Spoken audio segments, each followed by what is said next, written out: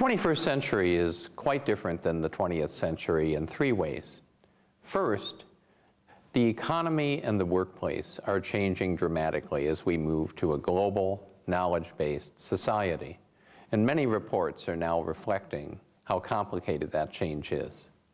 Second, the world is so complex now that no single person, no matter how smart they are, no matter how well educated they are, can fully understand wicked problems that we face, like global climate change.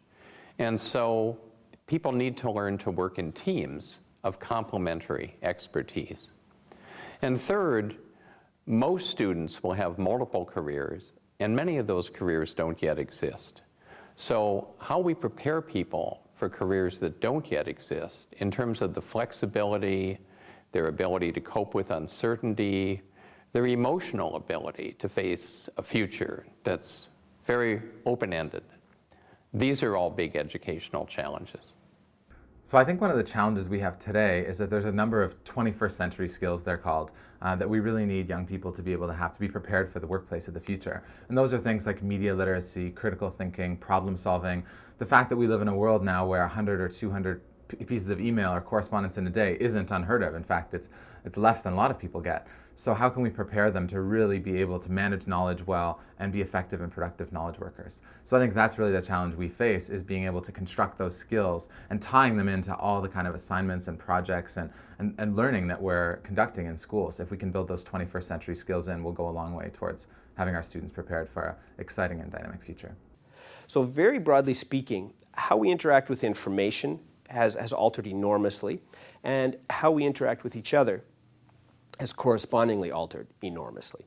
And it's as a result of those two significant changes that I think educators need to be dealing with a different skill set.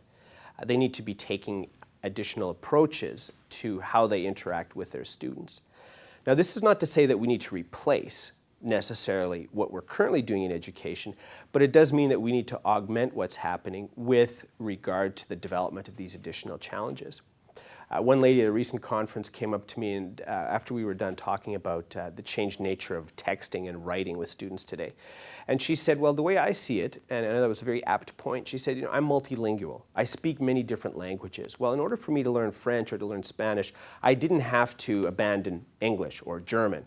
So it was the acquisition of a new skill. It was the notion of being multilingual that contributed to her overall development. So I think in a classroom context, we're dealing with similar issues. We still need core skills. We still need our students to learn key content areas. They still need to learn what this bone in the body is called, or what this particular formula in math or chemistry is called, or what this particular type of an ingredient might be. So they still need to learn those things.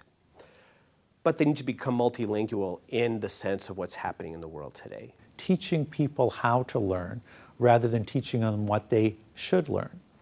I think that the former will have a greater effect upon the latter than it is teaching them static information, because today what is required to be successful in the modern world is students who can create knowledge, not students who can parrot back static information. And there is a substantial difference there.